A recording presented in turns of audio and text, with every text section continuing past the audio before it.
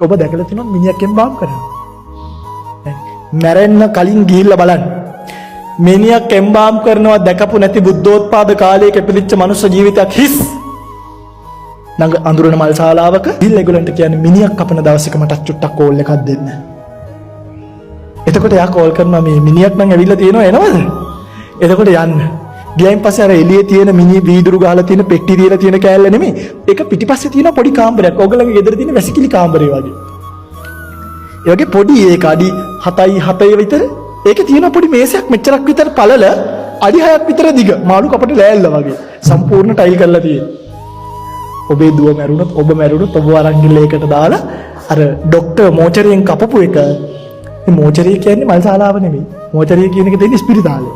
මිනිස්සු මැරුණාම මෝචරියට අරන් ගිහිල්ලා ඒකේ තියලා ඒකේ මරණ පරීක්ෂණය කරලා කපපු එක එහෙමම රෙද්දකින් වහලා මල් ශාලාවට පැකේජ් එක දෙනවා. ඇයිද? මම කපපුවා ඔබ මහලා ගෙදරට ආවා මිනිහ. අන්න මල් ශාලාවෙන් තමයි මේ බඩ මෙතනින් අපේන මෙතනින් මෙහෙම V එකක් කපලා මෙතනින් යටි බඩ ගාවට වෙනකම් අල්මාරි ඇරියා වගේ කපන්නේ. කපලා කුඩා බඩවැල එළියට දානවා, මහ බඩවැල එළියට දානවා, වකුගඩු හදවත ඔක්කොම මේ කරස් ගාලා ඇතුළ සම්පූර්ණ කට්ට පේනකම් අදිනවා ගලවනවා. ගලවනවාමයි. ගලවලා ඔක්කොටම දී කුඩු පුරවනවා. පුරවලා ගෙදරින් අහනවා මොන ඇඳුම නන්දවන්න ඕනේ. අනේ අපේ දුව බැඳලත් නෑ උසරියක් අඳින්න බැයිද? මුන්දරට වයර් මාරු වෙලා.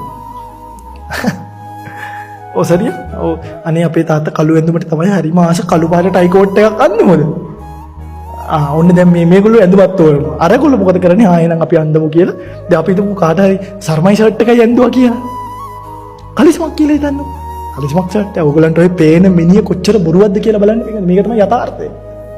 මේව තේරුම් ගන්න අපි ඒකයි මේ ගිහි ජීවිතේට පයින් ගහලා ගිහලා පැත්තකට වෙලා ඉන්නේ. ඔරත ඕකේ ඔය කියන තරම් සැපයක් තියෙනවා අපි මහාන වෙන දහත් බලාම ගෙදර එනවා. ඒ නිසා අපි මේ ඕකේ තියෙන නිරර්ථක භාවය දැකලා වැඩක් නැහැ නේ පින්වත්නි. අන්තිමට වෙන්නේ මොකද්ද? ඊට පස්සේ අපේ තාත්තා කියලා හිතන්නකො අපේ තාත්තගේ මිනිහම ගන්නවා. දම් පාට ෂර්ට් එකයි නිල් පාට කොටපුරු සරමයි. ඕකම ගන්න ඕක තේරෙනවා. කරන්නේ මොකද? අර සරමම අරගෙන සරම කෑලි වලට ඉරනවා. ඉරලා සරමෙම රෙදි ටික ඇඟ ඇතුළට දානවා. ගෙදර මිනිහ එනකොට අන්තිමට මතකද? අන්තිමට කෙල්ල හෝ කොල්ල හෝ ඔබ හෝ මැරෙනකොට ඇඳන් හිටිය ඇඳුව තමයි බඩ ඇතුළට දාලා මහලා තියෙන්නේ කියනක අද ඉඳන් මිනිහක් දැකිද්දි මතක් කරගන්න.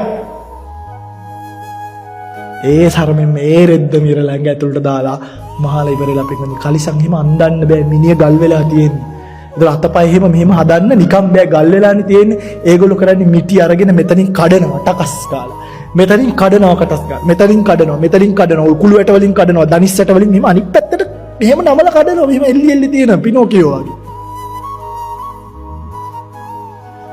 කඩලා කලිසම මෙහෙම පිටිපස්සෙන් පළලා නිකම් බොරුවට උඩින් තියලා දෙපැත්තෙන් යට කරනවා.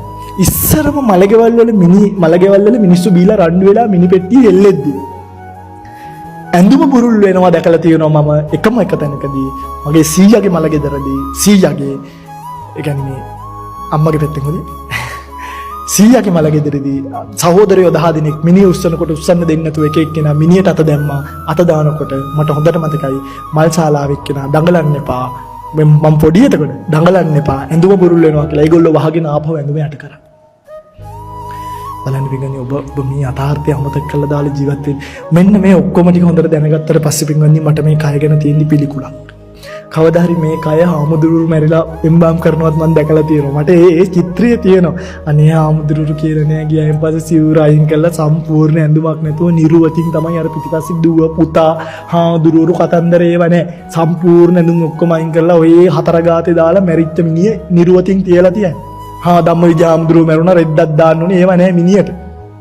මලා නම් මලා. ගිහිල්ලා බලන්නකෝ මම මේ කියනවට. කපලා මහලා කුණු පුරෝලා රෙදි පුරෝලා ලී ඔන්න අපිට වෙන සෙතේ කල්පනා කරන්න පින්වන්නේ අපිට වෙන සෙතේ කල්පනා මේ අපිට වෙන සෙතෙන් කල්පනා කරනට ඒකේ කරුණු ගොඩක් නේ නිකන් සෝනට ගිහිල්ලා දැම්මට පස්සේ වෙන්නේ මොකද්ද කියලා කල්පනා කරා යම් කිසි කෙනෙක් මෙන්න මේක නිතර කල්පනා කර ඉද්දි අපි කල්පනා කර ඉද්දි අපිට වෙච්ච දේ කියන්නම් මට නම් මේ කය ගැන තියෙන්නේ ජුගුත්සහජනක මහ පිළිකුල් සහගත බලාපොරොත්තු නැති හැඟීම මං කවදා හරි දවසක මේ කය සෝනට අතහැරලා දාන්න බලන් ඉන්න කෙනෙක්. ඔබ